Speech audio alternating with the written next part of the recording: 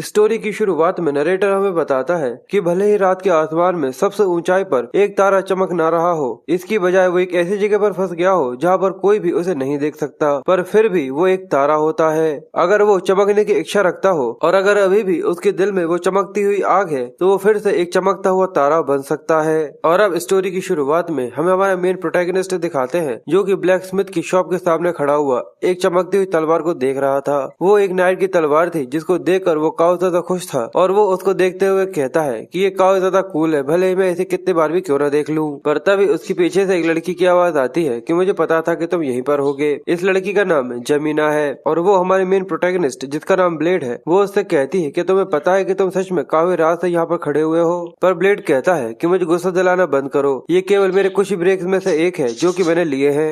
जमीना कहती है अच्छा ऐसा है, इसी वजह से लोगों ने तुम्हारे बारे में अजीब सी अफवाह फैलाना चालू कर दिया है, क्या तुम्हें पता है? ब्लेड पूछता है आखिर किस तरीके की अफवाह है? तो ये देख कर जमीना आसपास देखते हुए उससे कहती है क्या अभी भी तुम्हें वो अजीब सी आवाज सुनाई देती है जब भी तुम कोई स्टिक या फिर कुछ ऐसा ही उठाते हो? ब्लेड ये सुनकर उसे कोई भी जवाब नहीं देता तो जमीना कहती है कि सच में आखिर तुमने अपनी पास्ट लाइफ में किस तरीके के बेकार से काम करे थे जिसकी वजह से तुम्हें ये सजा भुगतनी पड़ रही है। साथ ही वो आगे कहती है कि आखिर ऐसा कौन एक्सपेक्ट कर सकता है कि एक क्लियर डे के अंदर भी किसी को आकर लाइटनिंग स्ट्राइक कर सकती है, और ये सबसे बड़ी बात कि वो ब्लैक लाइटनिंग है। तुम्हें ज्यादातर समय अपनी शॉप के अंदर ही रहना चाहिए। वो कहते हैं कि जो नया विषय आया है वो इन सब चीजों के लिए और इस तरीके के स्टफ्स के लिए काफी ज्यादा सेंसिटिव है और वो इस तरीके से काम करता है जैसे कि वो कोई इंक्विजिटर हो, इसलिए अगर उसे कोई भी सस्पिशियस लगता है तो वो सीधे उसे जलाने के लिए लकड़ियों के ऊपर डाल देता है। ब्लेड कहता है कि अगर तुम इस तरीके की चीजें मुझे क्यों बता रही हो? जेमिनी कहती है क्या मुझे तुम्हारी चिंता होती है, इसलिए तुम्हें ये बात काफी अच्छे तरीके से पता है कि ज्यादातर लोगों ने तुम्हारे ऊपर उस बिजली को गिरते हुए देखा है और सभी लोग तुम्हारे पीठ पीछे पहले ही इस सब के बारे में बातें करना चालू कर चुके हैं, इसलिए तुम्हें इस तरीके से कहीं पर भी ऐसे ही खड़े नहीं रहना चाहिए। अगर मान लो चर्च तुम्हें यहाँ से लेकर चली गई तो क्या होगा? ब्लेड कहता है कि कोई भी मुझे इस तरीके से अपने साथ खींच कर नहीं ले जाएगा क्योंकि अगर मैं यहाँ पर खड़ा होकर तलवार को देखता हूँ तो। जेमिनी कहती है अगर ऐसा ही है तो क्यों ना तुम उसे खरीद लो। वो कहता है कि नहीं वो काफी ज्यादा एक्सपेंसिव है। जेमिनी कहती है पर आखिर ये कितनी एक्सपेंसिव हो सकती है? ये केवल ब्लैक एली का एक ब्लैक स्मिथ है, तो आखिर ये कितनी एक्सपेंसिव हो सकती है? अगर ऐसा है तो मैं तुम्हें खरीद कर दे सकती हूँ। ये सुनकर ब्लेड थोड़ी देर सोच में पड़ जाता है जिसके बाद वो उसे बताता है कि 5 गोल्ड कॉइन्स। ये जानकर वो भी हैरान होते हुए कहती है कि आखिर ये किस तरीके की बकवास है? 5 गोल्ड कॉइन्स? आखिर ये किस तरीके का बेकार सा मेटल का जंक है? इतने सारे पैसे से तुम्हें बहुत कुछ खरीद सकती हूँ। ब्लेड कहता है कि हाँ मुझे पता है, अगर इतना पैसा तुम्हारे पास हो तो तुम्हें साल भर काम करने की कोई जरूरत ही नहीं पड़ेगी। पर ये सुनकर वो ब्लैक स्मिथ काफी ज्यादा गुस्से के साथ चिल्लाते हुए कहता है कि आखिर इसको बेवकूफ मेटल किसने कहा? वो गुस्से में उन लोगों को चिल्लाते हुए कहता है कि जल्दी से यहाँ से दफा हो जाओ, ये कोई ऐसी चीज नहीं जो कि बैक एली के बच्चों के लिए हो, इसलिए तुम यहाँ से दफा हो जाओ। पर जमीना उससे कहती है यहाँ पे ऐसा कौन होगा, केवल स्लम के लोग ही तो इसको देखेंगे और खरीदेंगे, तो क्या तुम्हें ये दिखाई नहीं देता? क्या तुम्हारा दिमाग पूरी तरह खराब हो गया बूढ़े आदमी? पर ये सुनकर उस ब्लैक स्मिथ को और भी ज्यादा गुस्सा आ जाता है और वो गुस्से के साथ कहता है कि छोटे से बच्चे तुम्हारे अंदर जरा सा भी मैनर्स नहीं है। पर वो कहती है कि अगर तुम इतने ज्यादा परेशान क्यों हो रहे हो, वो भी केवल एक ऐसी तलवार बनाने के लिए जो केवल नाइट से इस्तेमाल कर सकते हैं? क्या तुम्हारा समय करीब आ गया है या फिर कुछ ऐसा ही? ब्लैक स्मिथ गुस्से में चिल्लाते हुए कहता है कि हाँ इसी वजह से, क्योंकि इस धरती पर मेरा समय पूरी तरह से खत्म हो चुका है, तो क्यों ना अब तुम खुद की दुकान के अंदर वापस जाओ और वहाँ पर जाकर बर्तन धो। वह देख कर जमीना को गुस्सा आता है और वो उससे कहती है कि आखिर तुमने मुझसे क्या कहा? मैं एक बढ़ती हुई लेडी हूँ। पर ब्लेड उसे खींचते हुए ले जाने लग जाता है और साथ ही उससे कहता है कि तुम्हें इसकी बातों पर ज्यादा ध्यान नहीं देना चाहिए, और वो उस ब्लैक स्मिथ से कहता है कि हम लोग यहाँ से जा रहे हैं। पर जमीना गुस्से के साथ कहती है कि मुझे जाने दो, मैंने यहाँ पर कुछ भी गलत नहीं किया। पर ब्लैक स्मिथ काफी ज्यादा गुस्से के साथ उससे कहता है कि तुम बकवास करना बंद करो और यहाँ से दफा हो जाओ। वो जमीना को जाता हुआ देख कर कहता है कि सच में इसके अंदर काफी ज्यादा जहर भरा हुआ है, पर मैंने उसे पहले काफी ज्यादा खाना दिया था, मुझे ऐसा लगा नहीं था कि वो ऐसा कुछ करेगी। पर तभी उसका ध्यान नीचे की तरफ जाता है जहाँ पर ब्लेड खड़ा हुआ था, वहाँ पर काफी ज्यादा गहरे निशान बन गए थे, जिनको देखते हुए वो कहता है कि लगता है कि वो यहाँ पर काफी लंबे समय से खड़ा हुआ था, जिसकी वजह से यहाँ पर धूल में गहरा गड्ढा हो गया है। पर इसकी वजह से वो थोड़ा सा निराश होते हुए कहता है कि उसे इस तरीके से यहाँ पर खड़े होकर इस तलवार को देखना अब बंद कर देना चाहिए। ये चीज उसी के लिए काफी ज्यादा मुश्किल होगी अगर वो ऐसी जगह पर इस तरीके के सपनों को डेवलप कर लेता है तो, क्योंकि ये चीज मैं काफी अच्छी तरीके से जानता हूँ कि एक स्लम का बच्चा कभी भी स्लम से बाहर नहीं निकल पाता, इसलिए मैं केवल एक ऐसे इंसान को ही ये तलवार बेचूंगा जो कि यहाँ से निकलने में कामयाब हो जाएगा। मैं यहाँ पर अपने आखिरी काम को इस तरीके से सड़ने के लिए नहीं छोड़ सकता, बिल्कुल उन बच्चों की तरह जो एक ऐसी जगह पर भी काफी ज्यादा तेज रोशनी के साथ चमकते हैं। जिसके बाद हमें जगह के बारे में बताया जाता है कि सेंटर नॉर्थन इकोनॉमी है। इसके अलावा जो लाइट हाउस नॉर्थन रीजन के अंदर बना हुआ है वो वर्जन फैमिली का शुक्रिया शुक्रिया कि उसकी वजह से यहाँ पर पावर आती है। और हमें इस जगह के बारे में बताया जाता है कि सोरार है एक ऐसा स्लम जहाँ पर सारी चीजों को फेंकने के बाद वो काफी ज्यादा बड़ी हो गई है। जिसके बाद हमें एक बार का सीन दिखाते हैं जहाँ पर सभी लोग पीने और लड़कियों में लगे हुए थे। तभी ऊपर से एक आदमी चिल्लाते हुए एक लड़की को खींचते हुए लेकर आ जाता है और वो उससे कहता है और वो उसे गाली देते हुए कहता है कि आखिर तुम्हारे यहाँ पर मुझे स्कैम करने की कोशिश भी कैसे हुई। पर वो औरत चिल्लाते हुए कहती है पर आखिर मैंने तुम्हें किस तरीके से स्कैम करने की कोशिश करी है। वो आदमी कहता है कि मैं एज अ मर्सनरी 20 सालों से काम कर रहा हूँ, तो आखिर तुम्हारी मुझे फेक मेडिसिन सेल करने की हिम्मत भी कैसे हुई। पर तभी उसके सामने ब्लेड आ जाता है जो कि उससे कहता है कि यहाँ पर कभी भी शांति नहीं रह सकती। ये देखकर वो आदमी ब्लेड से कहता है कि हे कैंडल मेकर, सच में काफी ज्यादा अच्छी टाइमिंग है, जल्दी से यहाँ पर मैडम को लेकर आओ। पर ब्लेड उससे कहता है कि अगर तुम्हें यहाँ पर हमारी मैडम से मिलना है तो तुम्हें अपने गोल्ड कॉइन देने होंगे, न कि सिल्वर वन। पर वो आदमी गुस्से में चिल्लाते हुए कहता है कि तुम्हें सोना चाहिए अगर तुम इस तरीके से बिजनेस करते हो। उसके बाद भी अगर यहाँ पर मैडम नहीं है तो जल्दी से अपनी माँ को यहाँ पर लेकर आओ। पर उसकी बात सुनकर ब्लेड को गुस्सा आने लगा था और वो आदमी उससे आगे कहता है वो कैंडल्स जो कि यहाँ पर टाइम को बताती है वो पूरे से फ्रॉड है, मैंने सही कहा ना। आखिर वो जलाने के तुरंत बाद ही पूरे से कैसे जल सकती है जब मैंने यहाँ पर कुछ किया भी नहीं। तो ये देखकर वो उससे कहता है पर आखिर तुम 5 मिनट के अंदर किस तरीके के फन को एंजॉय करना चाहते हो। देखो अगर तुम्हारे पास पैसे नहीं है तो अपनी बीवी के पास जाओ, समझे। उस आदमी को ये सुनकर गुस्सा आ गया था और वो गुस्से में चिल्लाते हुए उससे कहता है कि आखिर तुमने क्या कहा। ब्लेड कहता है कि तुम सच में काफी ज्यादा जोर से चिल्लाते हो, अगर ऐसा है तो हम लोग चेक कर लेते हैं। क्या तुम्हें वहाँ पर वो घड़ी दिख रही है? चलो हम लोग कैंडल को जलाकर देखते हैं कि वो 5 मिनट तक जलती है या फिर नहीं। अगर वो 5 मिनट तक नहीं जलती तो तुम इस औरत के साथ जो भी करना चाहो वो कर सकते हो। पर वो आदमी कहता है आखिर मैं तुम्हारे जैसे स्कैमर्स की बात सुनूं ही क्यों। पर वैलेट अपनी गुस्से भरी आंखों के साथ उससे कहता है मैंने कहा ना कि हम लोग करते हैं, और अगर ये 5 मिनट तक जलती है तो मैं तुम्हें यहाँ पर बहुत बुरी तरीके से पीटने वाला हूँ। इसकी वजह से वो आदमी बहुत ज्यादा घबरा जाता है और वो कहता है क्या कि इस लड़की की आंखों में ऐसा क्या है जिसकी वजह से मैं बहुत ज्यादा डर रहा हूँ। ब्लेड अब माचिस को जलाकर कैंडल को यहाँ पर जलाकर रख देता है और कहता है तो चलो देखते हैं कि आखिर यहाँ पर कौन स्कैम करने की कोशिश कर रहा था।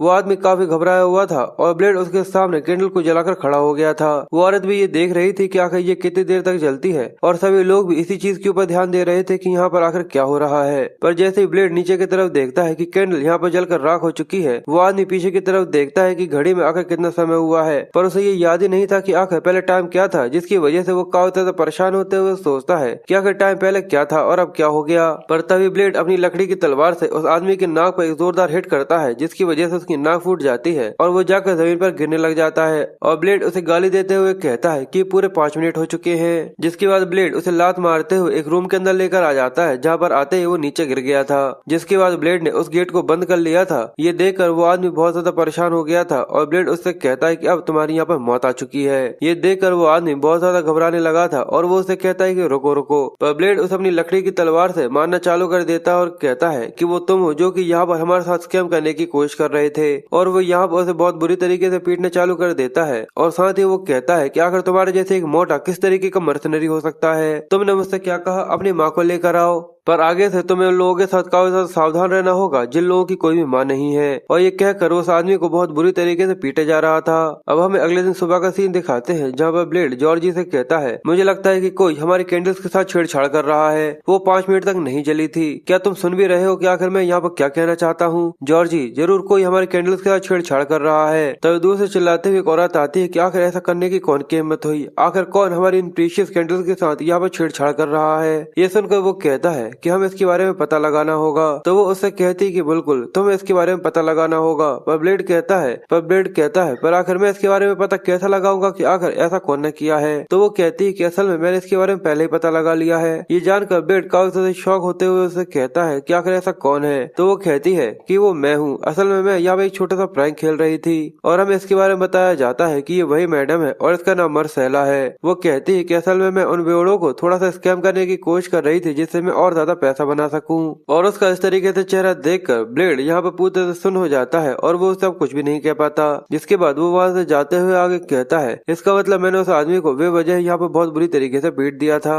पर वैसे भी आखिर मैं इस सब के अलावा कर भी कह सकता हूँ, मैं तो एक छोटा सा एम्प्लॉय हूँ। पर जैसे ही वो नीचे आता है तभी एक आदमी उससे कहता है कि मुझे सच में तुम्हारे ऊपर काफी ज्यादा गर्व है। मैंने सुना कल तुमने क्या किया था, तुमने काफी अच्छा किया। तुम मुझे बताओगे क्या है जब मैं यहाँ से गायब था तो आखिर यहाँ पर क्या क्या हुआ है। तुमने कल काफी अच्छे अच्छी तरीके से कैंडल्स को बेचा था। क्यों, मैंने सही कहा ना, मुझे कुछ पैसे की जरूरत है, पर अभी हमारे पास किसी के पास भी जरा से भी पैसे नहीं है। पर ब्लेड गुस्से में उससे कहता है कि आखिर तुम यहाँ पर किस तरीके की ट्रिक मेरे साथ खेलने की कोशिश कर रहे हो। उसको ऐसा देखकर वो लोग थोड़े से परेशान हो जाते हैं और वो कहते हैं कि इस तरीके से डराना बंद करो। मैं यहाँ पर केवल तुमसे पैसे मांगने के लिए नहीं आया, मैं तुम्हारे साथ एक फेयर ट्रेड करना चाहता हूँ। ब्लेड उससे कहता है क्या ट्रेड? वो आदमी कहता है अगर तुम मुझे कुछ पैसे दोगे तो उसके बदले में मैं भी तुम्हें कुछ दूंगा। जिसके बाद वो उसे एक जगह पर लेकर जाते हैं। असल में उन लोगों ने एक लड़के को बहुत बुरी तरीके से पीटा था, जिसके बाल को उठाते हुए वो उससे कहते हैं क्या तुम्हें इसका चेहरा याद आया? क्यों न इसके बदले में तुम मुझे 40 सिल्वर के कॉइन्स दो, मुझे ऐसा नहीं लगता कि ये कोई बुरी डील है। पर ब्लेड गुस्से में उससे कहता है पर आखिर उसकी उंगली और एगलेस का क्या?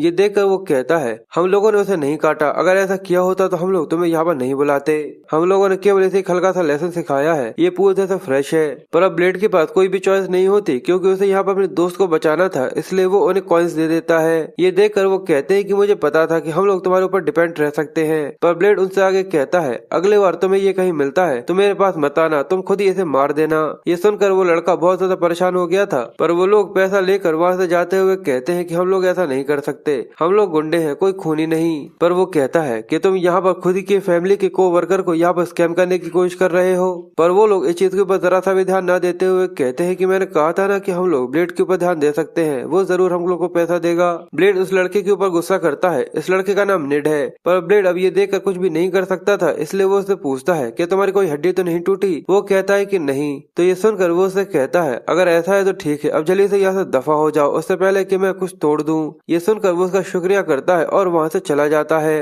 पर ब्लेड को इसकी वजह से बुरा लग रहा था क्योंकि वो 5 गोल्ड कॉइन्स करने की कोशिश कर रहा था, जो कि उसका गोल है जिससे वो उस तलवार को ले सके, पर ऐसा लग रहा था कि उसके पास पैसे बचे ही नहीं है। जिसके बाद ब्लेड व्हेल हंटर हरविन को सबके बारे में बताता है। ये जानकर हरविन कहता है वो लड़का काफी ज्यादा लकी है कि उसकी कोई भी उंगली नहीं काटी गई, मेरी उंगली और मेरे पैर को काट दिया गया था, जिसकी वजह से आखिर में मैं एक पब्लिक लेसन बन गया था सभी लोगों के लिए कि आखिर में किसी इंसान के साथ क्या हो सकता है। साथ ही वो ब्लेड से ये भी कहता है कि असल में मुझे कैंडल्स के साथ जो हो रहा है उस सब के बारे में भी पता चला है। ब्लेड उससे कहता है तो क्या तुम्हें पहले इसके बारे में पता चल चुका है? तो वो कहता है कि सब के बारे में कई सारे रूमर्स फैले गए हैं, पर ऐसा नहीं लगता कि कोई को भी इसके ऊपर ज्यादा कोई भरोसा है। पर मैडम जो कैंडल्स बनाती हैं, मेरेला कोई ऐसे टाइप के इंसान नहीं है जो कि कुछ ऐसा कर सकती है। ब्लेड कहता है कि मैं भी तो तुमसे यही कह रहा हूँ, ऐसा लगता है कि जॉर्जी को भी इस सब के बारे में पहले से पता है, पर वो लोग इस तरीके के इंसान नहीं है जो कि ऐसा कुछ कर सकते हैं। पर हेरविन उससे कहता है पर अगर वो लोग सच में कुछ ऐसा कर रहे हैं इसका मतलब उनके पास एक काफी ज्यादा अच्छा रीजन होगा। ब्लेड उससे पूछता है आखिर किस तरीके का रीजन? तो हेरविन उसे बताता है कि यहाँ पर 90% चांसेस है कि उन लोगों को काफी ज्यादा पैसे की जरूरत है, अर्जेंट पैसे की, इसलिए ब्लेड तुम्हें काफी ज्यादा सावधान रहने की जरूरत है क्योंकि यहाँ पर केवल एक ही रीजन हो सकता है जिसकी वजह से किसी ऑर्गेनाइजेशन को इतनी ज्यादा जल्दी पैसे की जरूरत पड़ती है और वो काफी ज्यादा जल्दी पैसे को बनाने की कोशिश करता है। इसका मतलब केवल दूसरी ऑर्गेनाइजेशन से लड़ाई चालू होने वाली है, इसी की वजह से इतने सारे पैसे की जरूरत होगी। और केवल 100 के कम में केवल 5 ही बॉसेस है जो कि यहाँ पर डोमिनेट करते हैं। Horses knight, Georgie, swine butcher, the black bear, gamblers, dice, whale hunter, captain Voyer और आखिर में the money bug, one armed Jack. और जिंदगी का ये काफी ज्यादा गहरा अंधेरा है जो कि तुम्हारे तरफ धीरे धीरे करके परछाइयों में छुपा हुआ बिना किसी आवाज के बढ़ता जा रहा है। और बिल्कुल इसी तरह एक दिन कई सारे लोगों को लेकर वन आर्म जैक वहाँ पर आ जाता है। वो ब्लेड से कहता है कि आखिर तुम्हारा बॉस कहाँ पर है? और हमें आगे बताया जाता है कि एक्सीडेंट्स बिना किसी वार्निंग के आते हैं और हादसा के होने का कोई भी नोटिस नहीं मिलता। केविन मनी बैग को अपने लोगों के साथ यहाँ पर देख कर अपने मन में कहता है यार लड़ाई के बारे में जो सोचा जा रहा था वो शायद पूरी तरह से सही हो सकता है। पर मनी बैग का एक आदमी ब्लेड के ऊपर चिल्लाते हुए कहता है कि हे छोटे से बच्चे, क्या तुमने बॉस को नहीं सुना? वो पूछ रहे हैं कि आखिर तुम्हारा बॉस कहाँ है? वो पूछ रहे हैं कि आखिर तुम्हारा बॉस कहाँ है? पर ब्लेड उसकी बातों पर भी ध्यान नहीं देता। मैं तो बस एक कैंडल सेलर हूँ, मुझे इसके बारे में नहीं पता। तो ये देखकर उस आदमी को काफी ज्यादा गुस्सा आता है और वो ब्लेड को गालियां देने लगा था, जिसके बाद वो काफी ज्यादा गुस्से के साथ उसकी सभी कैंडल्स को तोड़ते हुए उसे कहता है कमीने, अगर तुम्हें नहीं पता कि आखिर वो कहाँ है तो जल्दी से जाकर उसे ढूंढ कर लेकर आओ। पर इसकी वजह से उसकी सारी की सारी कैंडल्स केविन के सामने पूरी तरह टूट कर बेकार हो जाती हैं और जाकर जमीन पर गिर जाती है। वहाँ पर पूरे में शांति छा गई थी और सभी के सभी चुपचाप से देख रहे थे कि आखिर अब आगे क्या होगा। तो ब्लेड उसके ऊपर ज्यादा ध्यान न देते हुए अपनी कैंडल्स के ऊपर ध्यान देता है और जाकर उसके पैरों के नीचे से अपनी सारी कैंडल्स जो कि टूट गई थी उन सभी को उठाने लग जाता है। वो कहता है कि कितनी ज्यादा एक्सपेंसिव कैंडल्स थी, मुझे ऐसा लगता है कि अब आज कोई भी कैंडल सेल नहीं होगी। पर वो लड़का गुस्से में ब्लेड से कहता है कि छोटे से बच्चे, क्या तुम्हें जरा सा भी समझ में नहीं आ रहा कि आखिर यहाँ पर किस तरह की सिचुएशन है? पर केवन उसे गाली देता है, पर उसे समझ में नहीं आता कि आखिर उसने यहाँ पर क्या कहा। तो वो उसे कहता है कि मैंने कहा कि यहाँ से अपने पैर हटाओ। ये देखकर उस आदमी को गुस्सा आता है, क्योंकि यहाँ पर वो फिर से उसे गाली देने लगा था। बेचारे का चेहरे का रंग पूत ऐसे बदल जाता है। इसकी वजह से गुस्से में उसके चेहरे का रंग पूत ऐसे बदल जाता है। वो यहाँ पर केवन को जोरदार लात मारने के बारे में सोच रहा था, पर केवन बड़े ही आराम से उसे आता हुआ देखता है और अपनी लकड़ी की तलवार को पकड़ते हुए जैसे उसका पैर ब्लेड के काफी ज्यादा करीब आता है, पर वो उसके दूसरे पैर पर अपनी लकड़ी की तलवार से हिट करता है, जिसकी वजह से उसका बैलेंस बिगड़ गया था और वो जाकर नीचे गिरने लगा था। पर केवन उसके गिरने से पहले ही अपनी लकड़ी की तलवार को घुमाते हुए उसके मुंह पर एक काफी ज्यादा जोरदार स्ट्राइक लगाता है, जिसकी वजह से बेचारे की बत्ती सी गिर गई थी। वहाँ खड़े सभी लोग ये देखकर काफी ज्यादा शॉक हो गए थे और उन सभी के मुंह खुले के खुले रह जाते हैं। पर मनी बग को ये देखना काफी ज्यादा इंटरेस्टिंग लगता है और वो चुपचाप से इसी को देख रहा था कि केवन अपनी लकड़ी की तलवार के साथ काफी आसानी के साथ उस आदमी को यहाँ पर हरा देता है। पर केवन के ऐसा करने की वजह से मनी बग के जितने भी साथी होते हैं वो लोग गुस्से में आ जाते हैं, क्योंकि यहाँ पर वो उन लोगों का सामना करने की कोशिश कर रहा था। पर मनी बग उन सभी को रोक देता है और कहता है कि मुझे ये लड़का काफी ज्यादा पसंद आया। साथ ही वो ब्लेड से आगे कहता है कि तुम समझोगे, क्योंकि मेरे पास एक ही हाथ है, तो मैं उम्मीद करूंगा कि यहाँ पर ज्यादा कोई शोर ना हो। ये सुनकर ब्लेड उससे कहता है कि मैं वैसे भी जो कि अपाहिज होते हैं उनके ऊपर हाथ नहीं उठाता। ये सुनकर वो काफी ज्यादा खुश हो जाता है और हंसने लग जाता है, जिसके बाद वो ब्लेड से कहता है क्यों न हम लोग बाद में एक दूसरे के साथ एक प्राइवेट मीटिंग रखें और मैं देखूंगा कि आखिर मैं कौन सा बम्प यहाँ पर फिर से लेकर जाता हूँ। लगता है कि तुम इसके बारे में नहीं पता, पर वो काफी ज्यादा आसानी के साथ मर जाते हैं। पर तभी जॉर्जी वहाँ पर आ जाता है, जो कि चिल्लाते हुए कहता है कि मनी बैग, लगता है कि यहाँ पर कुछ हुआ है। उन दोनों का ध्यान दूसरी तरफ जाता है और वो हंसते हुए कहता है अगर तुमने मुझे बताया होता कि तुम यहाँ पर आने वाले हो तो मैं तुम्हारे लिए मास्क तैयार कर रखवाता। मनी बग उसे हंसते हुए कहता है कि कम ऑन, हम लोग एक दूसरे के इतने भी कोई खास करीब नहीं है। जॉर्जी कहता है तो चलो अब हमारे गेस्ट आ चुके हैं, तो क्यों न हम लोग ऊपर जाकर बात करें। तो वो कहता है कि यहाँ पर खाने को छोड़ दो, पर क्या तुम्हारे पास पीने के लिए कुछ काफी अच्छा है? जॉर्जी कहता है जब हॉस्पिटलिटी की बात आती है तो मर्सेला कभी भी किसी को डिसअपॉइंट नहीं करती। ये सुनकर वो कहता है अगर ऐसा है तो चलो ऊपर चलकर टेस्ट करते हैं। अब वो लोग यहाँ से जैसे चले जाते हैं, ब्लेड शांत होते हुए कपकपाते हुए कहता है मैं तो यहाँ पर लगभग मरने ही वाला था। जिसके बाद वो केवल अपनी कैंडल्स को ही देख रहा था, जिसको देखते हुए वो कहता है क्या कर न जाने कितनी टूट गई हैं। पर तभी पीछे से आवाज आती है। मनी बैग उसे कहता है कि हे राइजिंग स्टार, लगता है कि तुम्हारा बॉस कभी भी कॉम्प्लीमेंट के लिए जरा सा भी होल्ड बैक नहीं करता। मुझे लगा ही था कि मैं कैरेक्टर को जज करने में काफी ज्यादा अच्छा हूँ, और जब तुम एक बार इस जलती हुई स्मेल से थक जाओ तो तुम मेरे पास आकर मेरे साथ काम कर सकते हो। पर ब्लेड उसे मना करते हुए कहता है कि मेरा कहीं और काम करने के बारे में जरा सा भी आइडिया नहीं है, क्योंकि वो लोग मुझे खाने को देते हैं, मुझे पैसे देते हैं और साथ ही मुझे सोने की जगह भी देते हैं। मनी बग हंसते हुए उससे कहता है ऐसा तो हम लोग भी तुम्हारे लिए कर सकते हैं। साथ ही वो उसकी तरफ एक सिक्का उछालता है और कहता है कि उन कैंडल्स के लिए है। केविन जैसे उसे पकड़ता है तो उसे पता चलता है कि एक गोल्ड कॉइन है। वो कहता है कि ये तो उन कैंडल्स के लिए बहुत ज्यादा है। तो वो कहता है कि तुम अगर मेरे लिए काम करते हो तो तुम इससे भी काफी ज्यादा और बहुत ज्यादा मिल सकता है। जिसके बाद वो वहाँ से अपने सभी लोगों को लेकर चला जाता है। पर ब्लेड उसको देखते हुए कहता है लगता है कि वो काफी ज्यादा खुश है, क्या सारी चीजें यहाँ पर काफी अच्छे तरीके से गई हैं। पर तभी जेमिना ब्लेड को आवाज देते हुए उससे कहती है कि जॉर्जी ऊपर तुम्हें बुला रहा है। अब हमें जॉर्जी और ब्लेड को बैठा हुआ दिखाते हैं और सभी लोग उन्हीं को देख रहे थे। और जॉर्जी ब्लेड को एक डैगर देते हुए कहता है कि मैंने सोचा था कि मैं बाद में तुम्हें ये दूंगा, पर ऐसा लगता है कि जिस तरीके की कंडीशन है मुझे तुम्हें इसे काफी ज्यादा जल्दी देना पड़ा, इसलिए इस चीज को हर समय अपने दिमाग के अंदर बैठा कर रखना। पर जिस तरीके से वो बोल रहा था, ब्लेड रूम के इस एनवायरमेंट को देखते हुए समझ जाता है और वो कहता है कि जिस तरीके से रूम का ये मूड होता जा रहा है, मुझे ऐसा लगता है कि जॉर्ज और वन आर्म जैक के बीच की जो कन्वर्सेशन हुई है वो सच में काफी ज्यादा तबाही वाली है। जॉर्ज ब्लेड से आगे कहता है और हाँ, इसके अलावा अब से कैंडल बेचना बंद कर दो। ये सुनकर वो कहता है अगर ऐसा है तो फिर मैं क्या करूँ? क्या मैं पैसे लेना चालू करूँ या फिर आसपास के एरिया में पेट्रोलिंग करना चालू करूँ? पर जॉर्ज उससे कहता है कि हम लोगों को ये पता है कि वन आर्म जैक बाहर से लोगों को यहाँ पर लेकर आ रहा है। असल में वो लोग मर्सनरीज है जो कि पहले नाइट्स हुआ करते थे। ये सुनकर ब्लेड उससे कहता है कि बिल्कुल तुम्हारी तरह। तो वो उससे कहता है कि हाँ, तुम ऐसा कह सकते हो, बिल्कुल मेरी तरह। ब्लेड आगे कहता है कि वन आर्म जैक के पास कई सारे लोगों की ओवरवेलमिंग नंबर्स हैं, पर उन सब के होने के बाद भी एक फॉर्मल लाइट जो कि जॉर्जी है, उनके लिए इससे निपटना काफी ज्यादा मुश्किल है, क्योंकि कभी भी भेड़ों का एक झुंड बुल्फ से आकर कभी भी टक्कर नहीं ले सकते। पर अगर बाहर से स्पोर्ट्समैन को यहाँ पर लेकर आते हैं जिनका लेवल एक नाइट के बराबर है, तो इसकी वजह से वो बैलेंस काफी ज्यादा बिगड़ सकता है। जॉर्जी आगे कहता है ये ट्रू है कि हम लोग यहाँ पे काफी ज्यादा बड़े डिसएडवांटेज में है, इसलिए हमें तुम्हारी जरूरत है। ब्लेड ये सुनकर काफी कंफ्यूज था और वो उससे कहता है कि मैं यहाँ पर तुम्हें अपना पहला मिशन देने वाला हूँ। जिसके बाद हमें हार्मन के बारे में कहा जाता है कि जो एक डिसेबल्ड मैन है जिसके हाथ से उसकी उंगलियां गायब है और साथ ही वो सही से चल भी नहीं सकता, पर फिर भी उसके दिमाग के काफी ज्यादा शांत रहने की वजह से उसने अपने आप को एक लैंग्वेज सिखाई और साथ ही मैथमेटिक्स सीखा, और अब उसी का इस्तेमाल करते हुए वो कैप्टन वॉर्वो के लिए काम करता है। और हेरविन को देखकर ये चीज मैं काफी अच्छी तरीके से समझ चुका हूँ कि अगर तुम किसी चीज को सीखने में काफी ज्यादा मेहनत करते हो तो वो चीज तुम्हारे लिए काफी ज्यादा मीठा फल जरूर लेकर आती है। और ये कहते हुए ब्लेड सोर्समैनशिप की प्रैक्टिस कर रहा था, पर तभी उसे एक आवाज आती है। ये सुनकर वो सरप्राइज हो जाता है और वो आवाज उससे कहती है कि तुम्हारा ये एंगल काफी ज्यादा बेकार है, इसलिए तुम्हें अपने एल्बो को जब भी तुम स्विंग करते हो उसको थोड़ा सा और झुकाना चाहिए। इसको सुनकर ब्लेड पूरी तरह चुप हो जाता है और वो कहता है कि डैम इट, फिर से ये आवाज आना चालू हो गई है जैसे ही मैंने तलवार को स्विंग करना चालू किया।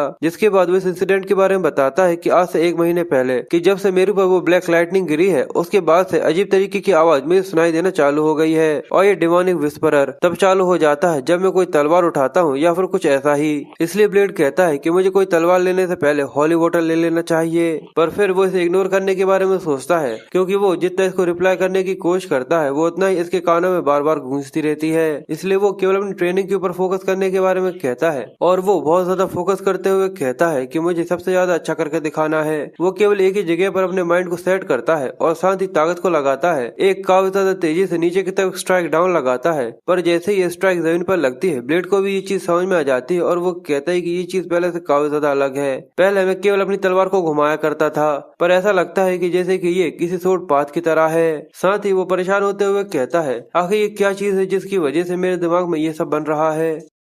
जिसके बाद हमें दूर अंधेरी रात का एक सीन दिखाते हैं। पहाड़ों पर बर्फ गिर रही थी और एक आदमी अपनी तलवार से खून को पोंछते हुए कहता है कि तुम कभी भी एक्सपीरियंस को बेवकूफ नहीं बना सकते। सर्दी की हवाएं इतनी ज्यादा ठंडी हैं कि मैं इसे अपनी हड्डी तक महसूस कर सकता हूँ। पर तब उसे पेड़ों के पीछे से एक आदमी के सेंस हो जाता है कि वहाँ पर एक आदमी खड़ा हुआ है। इसलिए वो उससे कहता है या तो तुम एक काफी ज्यादा बड़े बेवकूफ हो या फिर यहाँ पर तुम्हारे कोई बेवकूफ सा पर्पस है। पर वहाँ से कोई भी बाहर नहीं आता और वो थोड़े से आगे आने के बाद उससे कहता है कि मुझे नहीं पता कि आखिर तुम कौन हो, पर तुम यहाँ पर बाहर आ सकते हो। मैं यहाँ पर आ चुका हूँ। पर थोड़ी देर तक वहाँ से अभी भी कोई आवाज नहीं आती, पर तभी एक आवाज आती है क्या तुम स्टिंगा हो? वो कहता है कि हाँ मैं ही स्टिंगा हूँ। तो तुम वो हो जिसे लोग ब्लेड कहते हैं। मैंने सुना था कि कम से एक गाइड आने वाला था। तुम्हारे ये भूरे बाल और नीली आंखें, लोग तुम्हें देखकर सोचते हैं कि शायद तुम एक नोबल हो। ब्लेड स्टिंगा को लेटर देते हुए कहता है कि ये लेटर मेरे बॉस ने तुम्हारे लिए भिजवाया है। स्टिंगा लेटर को पढ़ते हुए कहता है क्या दूसरी ऑर्गेनाइजेशन को अपोज करने के लिए उसने कई सारे मर्सनरीज को बुलवाया है जो कि बिल्कुल नाइट की तरह है। अच्छा, इसी वजह से उसे मेरी मदद की जरूरत है। ब्लेड उससे कहता है तो चलिए मैं आपको गाइड करना चालू करता हूँ। अगर हम लोग अभी जाना चालू करेंगे तो 2 दिन में हम लोग वहाँ पर पहुँच जाएंगे। स्टिंगा ब्लेड को देख रहा था, जिसके बाद वो उससे कहता है मुझे ऐसा नहीं लगता कि मैं किसी को इस तरीके से बेवकूफों की तरह फॉलो करने वाला हूँ। ब्लेड उससे कहता है कि मैं इतना केपेबल तो हूँ कि आपको गाइड कर सकता हूँ। तो वो उससे कहता है पर मुझे ऐसा नहीं लगता। ऐसा नहीं हो सकता कि तुम इतने स्मार्ट हो, वरना तुम कभी भी कोई ऐसा बेवकूफों वाला काम नहीं करते। पर ये सुनकर ब्लेड को थोड़ा सा डर सा लगता है और वो स्टिंगा से कहता है भले ही अगर ऐसा भी हो तब भी इस चीज का कोई भी सवाल पैदा नहीं होता कि मैं रास्ते में जाकर तुम्हें मार डालूंगा। ये सुनकर स्टिंगा को काफी ज्यादा गुस्सा आता है और ब्लेड उसी को देख रहा था, जिसके बाद वो उसे कहता है इसलिए इस चीज का ख्याल रखना कि तुम मेरे पीछे पीछे अच्छे से आओ। इसके अलावा मैं अपने फर्स्ट मिशन को इस तरीके से खराब भी नहीं करना चाहता।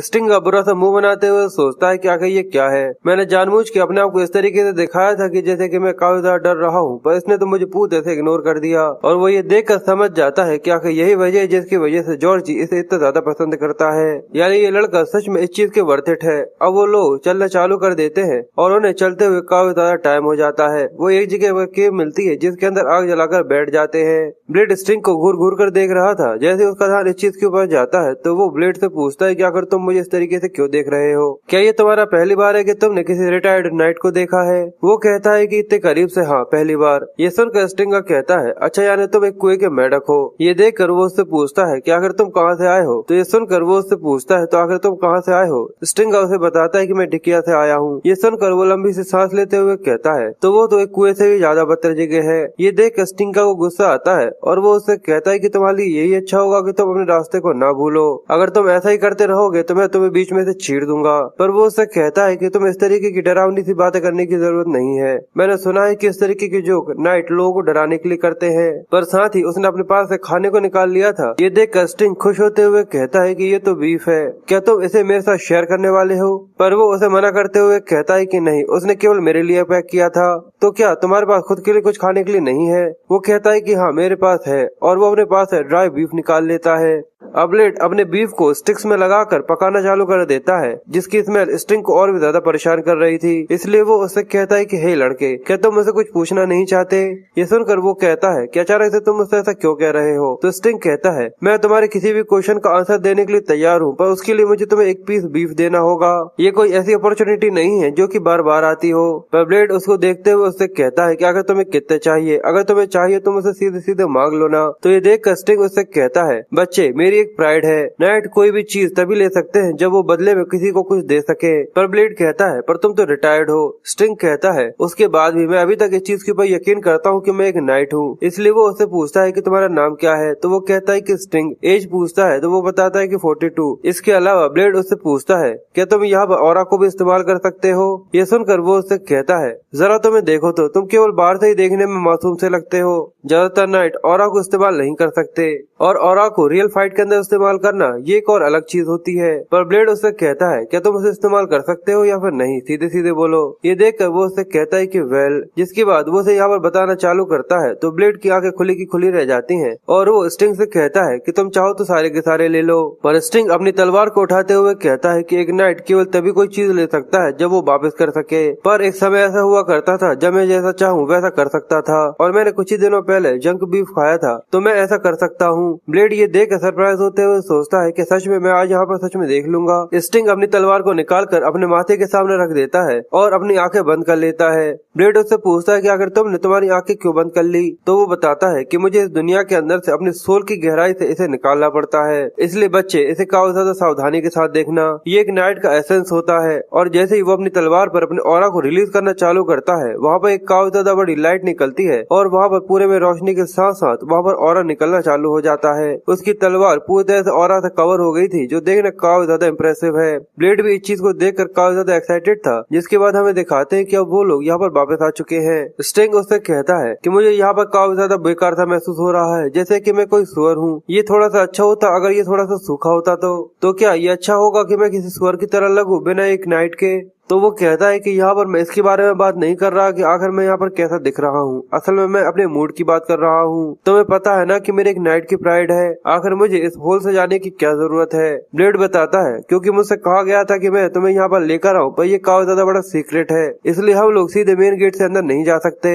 चलो अब हम लोग यहाँ से चलते हैं। यहाँ से जाने के बाद मैं तुम्हारे लिए एक बात तैयार कर दूंगा। पर जैसे ही वो लोग अंदर आते हैं तो स्टिंग उससे कहता है कि यहाँ पर काफी ज्यादा शांति है, जो कि मुझे परेशान कर रही है। पर वो कहता है कि इसी वजह से क्योंकि यहाँ पर रात का समय है। पर जैसे ही वो लोग आगे की तरफ बढ़ते हैं तो वो कहता है कि सच में ये जगह इतनी ज्यादा शांत रहती है? तो वो कहता है कि बिल्कुल भी नहीं, ऐसा लगता है कि यहाँ पर एक काफी ज्यादा बड़ी लड़ाई हुई है। और हमें दिखाते हैं कि उन लोगों के सामने यहाँ पर लाशें पड़ी हुई थी, जिनकी कंडीशन सच में काफी ज्यादा खराब थी। ये देख ब्लेड उससे कहता है कि हम लोग अलग अलग हो जाते हैं। मैं तुम्हें बताता हूँ कि आखिर बैकडोर कहाँ है, जो कि केवल हमारी ऑर्गेनाइजेशन के मेंबर्स ही जानते हैं। स्टिंग उससे कहता है, पर आखिर तुम्हारा क्या होगा? तो वो कहता है कि मेरे लिए यही अच्छा होगा कि मैं सीधे मेन गेट से जाऊँ। अभी हम लोगों को यहाँ पर अलग हो जाना ही अच्छा है, जिससे अटेंशन दूर हो जाएगी। तो मैं तुमसे बाद में मिलूंगा। और ये कहकर वो स्टिंग को वहीं पर छोड़कर वहाँ से निकल जाता है, और वो जल्दी से उसी बार के अंदर आ गया था, और वो वहाँ पर देखता है कि वहाँ पर भी काफी ज्यादा बड़ी तबाही मची हुई है। जॉर्जी ब्लेड को देखकर कहता है कि तुम यहाँ पर सेफ हो, तुमने काफी अच्छा काम किया। बगमनी ने हमारे ऊपर पहले अटैक किया था,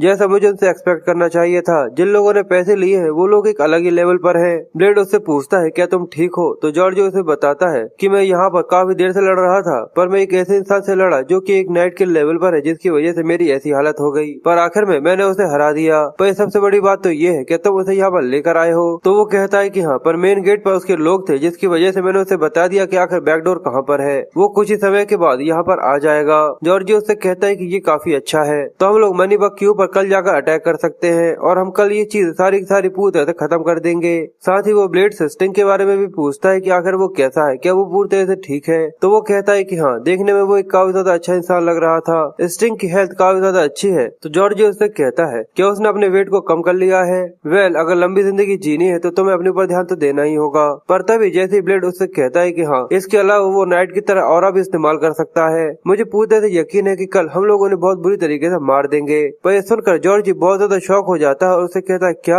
और तभी स्टिंग भी यहाँ पर आ जाता है। तो ब्लेड कहता है लगता है कि वो यहाँ पर आ चुका है। जैसे ही वो अंदर की तरफ आता है तो जॉर्जी उससे कहता है कि ब्लेड क्या सच में उसने यहाँ पर ऑरा को इस्तेमाल किया था। तो वो कहता है कि हाँ, मैंने खुद ने ये देखा था। तो ये सुनकर जॉर्ज घबराते हुए उससे कहता है कि जल्दी मेरे पीछे आ जाओ, क्योंकि स्टिंग एक ऐसा इंसान है जो कि कभी भी ऑरा को इस्तेमाल नहीं कर सकता।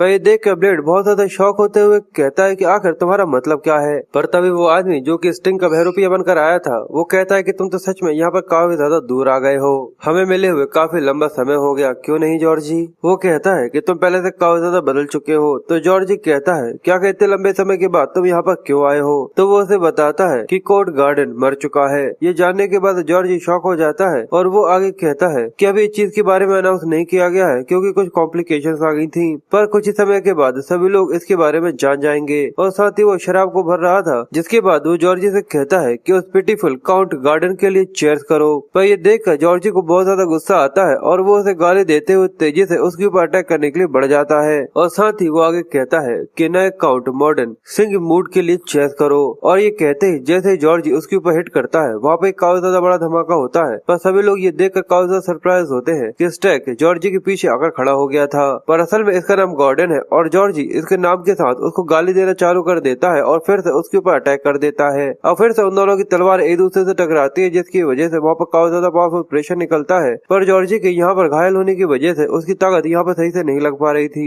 गॉर्डन उसके ऊपर अटैक करता है और साथ ही जॉर्जी से कहता है कि तुम्हें तुरंत ही लौट जाना चाहिए, ये नए काउंट सिगमुंड का पहला ऑर्डर है। पर सुनकर जॉर्जी कहता है सिगमुंड मेरा लॉर्ड नहीं है। गॉर्डन कहता है कि काउंट ने भी ये एक्सपेक्ट नहीं किया था कि तुम अपडेटली यहाँ पर वापस आ जाओगे और न ही उसे इस चीज की उम्मीद है कि कभी ऐसा हो। और हमें दिखाते हैं कि उन दोनों के बीच में काफी ज्यादा इंटेंस और काफी ज्यादा ब्रूटल फाइट चलने में लगी हुई थी। ये देखकर ब्लेड वहाँ से मरसला को निकालते हुए कहता है कि यहाँ पर काफी ज्यादा खतरा है, इसलिए हमें यहाँ से जाना होगा। पर जैसे ही वो लोग बाहर आते हैं तो सभी लोग ब्लेड से पूछते हैं कि आखिर वहाँ पर क्या हो रहा है। तो ब्लेड उन लोगों से कहता है कि जल्दी से सभी लोग ऊपर आ जाओ, क्योंकि यहाँ पर जॉर्जी को तुम सभी की जरूरत है। पर वो अपनी बात पूरी कर पाता उससे पहले जॉर्जी पीछे से आकर फिकाता है और आकर तेजी से नीचे आकर गिर जाता है। ये देखकर वो भी काफी ज्यादा सरप्राइज था और सभी लोगों के सामने आकर वो जमीन पर गिर गया था। और गॉर्डन उससे कहता है कि अभी भी तुम्हारी चॉइसेस पहले की तरह काफी ज्यादा नाइव है। जॉर्जी के जमीन पर गिरते ही वहाँ पे काफी ज्यादा बड़ा धमाका हुआ था और सभी लोग उसके लिए परेशान होते हुए कहते हैं कि आखिर यहाँ पर क्या हो रहा है। जॉर्जी की हालत नीचे गिरने की वजह से काफी ज्यादा खराब हो गई थी और गॉर्डन उसे ऊपर से देख रहा था। ब्लेड उसके ऊपर अपने डैगर को फेंक कर अटैक करने की कोशिश करता है, पर वो काफी ज्यादा आसानी के साथ इसे ब्लॉक कर लेता है। उन दोनों की आंखें एक दूसरे से टकराती है, पर गॉर्डन यहाँ पर ब्लेड के ऊपर अटैक नहीं करता और वो तुरंत ही नीचे की तरफ कूदते हुए फिर से जॉर्जी के ऊपर अटैक करने के लिए आ जाता है। ये देखकर ब्लेड चिल्लाते हुए उससे कहता है कि तुम्हें सावधान रहने की जरूरत है।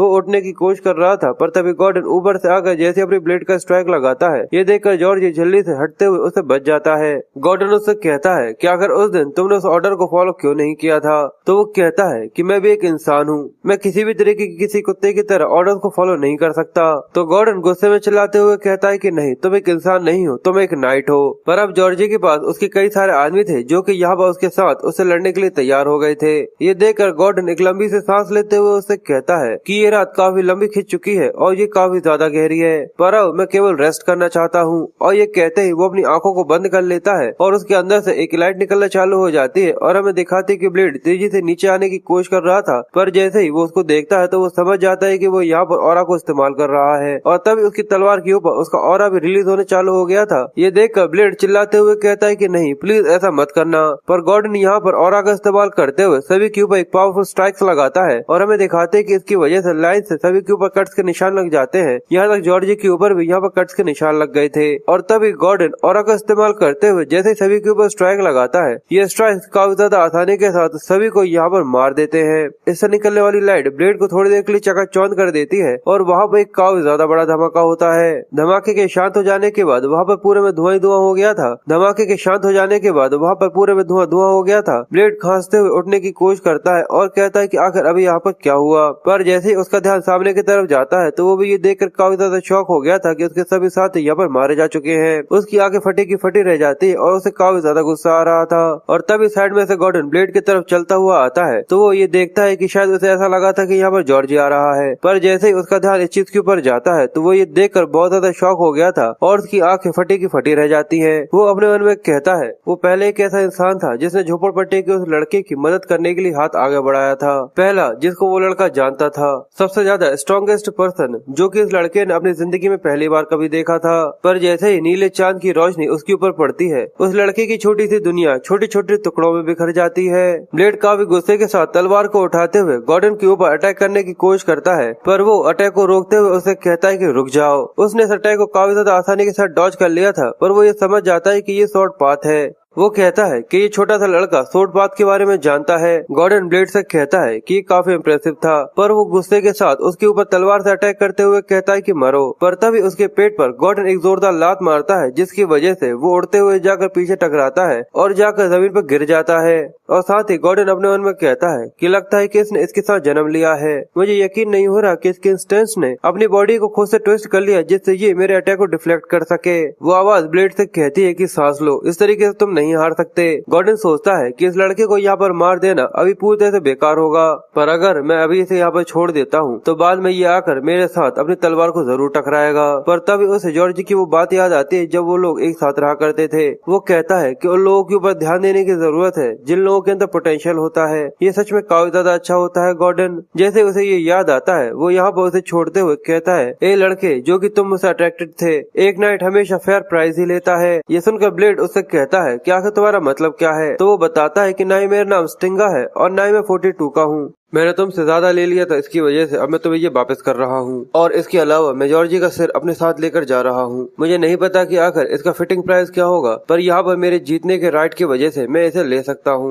इसकी वजह से ब्लेड को काफी ज्यादा गुस्सा आता है और वो गुस्से के साथ उससे कहता है कि मैं तुम्हें मार डालूंगा। पर ये सुनकर भी गॉर्डन उसे कोई भी जवाब नहीं देता और वहाँ से जाते हुए उससे कहता है, तुम्हारी जिंदगी को यहाँ पर बख्शने के बाद मुझसे ये मत कहना कि तुम्हें यहाँ पर उस बीफ के अलावा भी कोई और सेकंड प्राइस चाहिए। पर ब्लेड तो काफी ज्यादा गुस्से में था और वो गुस्से में चिल्लाते हुए उससे कहता है कि कमीने कमीने, मैं तुझे मार डालूंगा गॉर्डन, तुम बस वेट करना, मैं आकर तुम्हें मार दूंगा। तो गॉर्डन वहाँ से जाते हुए उससे कहता है कि ये देखेंगे, और हमें ब्लेड की आंखों में गुस्से भरे आंसू दिखाते हैं, जो कि चीखते हुए उससे कह रहे थे कि एक दिन वो उसे मार डालेगा। जिसके बाद हमें दिखाते हैं कि मर्सला ब्लेड को लेकर वहाँ से भाग रही थी, पर उसकी हालत काफी ज्यादा खराब होने की वजह से वो थोड़े से आगे जाता है। तभी उसका पेट बहुत ज्यादा दर्द करने लग जाता है और वो अपने पैरों पर आ जाता है। पर वही उसे मर्सला की वो बातें याद आ रही थी जहाँ पर वो उसे थोड़ी देर पहले कह रही थी कि उठो। असल में ब्लेड एक कोने में बैठ गया था, क्योंकि यहाँ पर जॉर्जी के मर जाने के बाद उसके पास कोई भी विजन नहीं था कि आखिर आगे उसे क्या करना चाहिए। ब्लेड उठो, क्या तुम यहाँ पर मरना चाहते हो? पर उसकी आंखों में निराशा के साथ वो वहाँ पर उसे कोई भी जवाब नहीं देता। इसकी वजह से मर्सला को काफी ज्यादा गुस्सा आता है और वो ब्लेड के चेहरे पर एक जोरदार थप्पड़ जड़ देती है। जिसके बाद वो उससे कहती है कि लड़के अपने आप को संभालो। साथ ही वो उससे आगे कहती है, क्या तुम्हें पता है कि आखिर उन लोगों के अंदर किस तरीके की डिफरेंस होता है जो कि इस टाउन के बीच में रहते हैं और वो लोग जो कि हमारे साथ यहाँ स्लम में रहते हैं। ये अंतर केवल एक अपॉर्चुनिटी का होता है। अगर वो लोग कितनी बार भी फेल हो जाते हैं तब भी उनके पास मौका होता है, क्योंकि वो लोग इस चीज को अफोर्ड कर सकते हैं। पर हम लोगों के लिए अगर हम लोग यहाँ पर एक बार भी हार जाते हैं, रिजल्ट केवल एक ही बार का होता है, हम लोग मर जाते हैं। इसलिए हम लोग इस चीज को अफोर्ड नहीं कर सकते और यही हम लोगों की किस्मत है जिससे हम लोग जुड़े हुए हैं। और इसलिए अपनी जिंदगी में एक बार और ये मिले हुए मौके को इस तरीके से मत छोड़ो।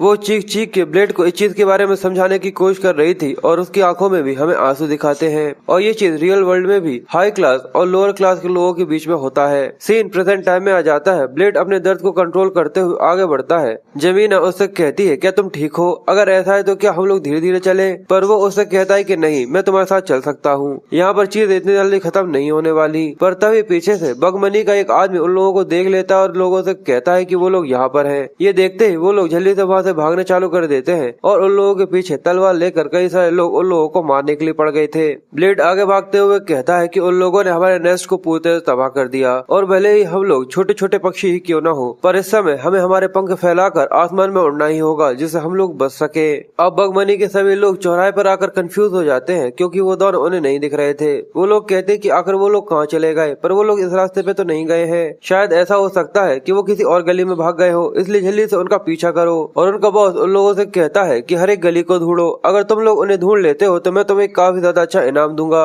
मैं उससे उस चीज की कीमत लेना चाहता हूँ कि उसने उस दिन मुझे काफी ज्यादा शर्मसार कर दिया था। बेचारे के दांत टूट गए थे, इसकी वजह से उसे काफी ज्यादा गुस्सा आ रहा था। सभी लोग एक दूसरे के साथ जमीना और ब्लेड को ढूंढने के लिए लग गए थे और वो कई सारे ग्रुप में भी बढ़ जाते हैं। और हमें उस ब्लैक स्मिथ के गेट को दिखाते हैं जिसका दरवाजा खुला हुआ था और हमें पता चलता है कि वो दोनों काफी ज्यादा थक गए थे और वो दोनों अपना मुंह बंद करे हुए साथ में अपने हाथ में खंजर लेकर उस दरवाजे के पीछे छुपे हुए थे। ब्लेड काफी परेशान होते हुए सोचता है कि अगर इसी तरीके से चलता रहा तो हम लोग यहाँ से कभी भी नहीं भाग पाएंगे। वो जमीना से कहता है कि जैसे सारी चीजें शांत हो जाएंगी तो तुम वापस चले जाना। पर वो ब्लेड से पूछती है पर आखिर तुम्हारा क्या होगा। ब्लेड कहता है कि मुझे किसी भी तरीके से यहाँ से निकलना ही होगा। वो लोग हमारे काफी ज्यादा करीब है, इसलिए हम दोनों को एक साथ यहाँ से भागने की कोशिश करना काफी ज्यादा खतरनाक है। जमीना मना करते हुए उससे कहती कि नहीं, मैं केवल तुम्हारे साथ रहना चाहती हूँ। पर वो कहता है कि तुमने मर्सला से ये प्रॉमिस किया था कि तुम केवल मेरी एक अच्छी लोकेशन ढूंढने में मदद करोगी, जिसके बाद तुम वापस चली जाओगी। इसलिए सुबह होने से पहले तुम्हें यहाँ से वापस जाना होगा,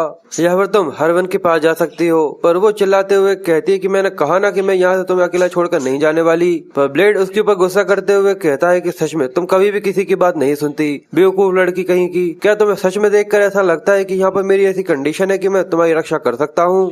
वो ये सुनकर रोने लग जाती है और अब उसके पास भी यहाँ पर कोई भी जवाब नहीं रहता। पर तभी पीछे से आवाज आती है कि यहाँ पर कौन है। ये सुनते ही वो दोनों काफी ज्यादा डर गए थे और जल्दी से जमीना साइड में रखे हुए चाकू को उठाकर अपने हाथ में आगे की तरफ कर लेती है। पर वहीं उनके पीछे से चिमने लेते हुए ब्लैक स्मिथ आ जाता है, जो कि उन लोगों को देखकर उनसे कहता है, तो तुम लोग आखिर तुम लोग यहाँ पर क्या कर रहे हो? जिमिनी उससे कहती है कि हे ओल्ड मैन, जरा से भी हिलना मत। ये सुनकर वो उनसे कहता है, क्या कि ये किस तरीके की बकवास है जो कि तुम मुझसे कर रही हो? यहाँ पर तुम हो जो कि मेरे घर के अंदर घुस आए हो, क्या तुम्हें पता है? पर जेमिनी चिल्लाते हुए उससे कहती है कि मैंने कहा ना कि बिल्कुल भी मत हिलना, वरना सच में मैं तुम्हें यहाँ पर चाकू मार दूंगी।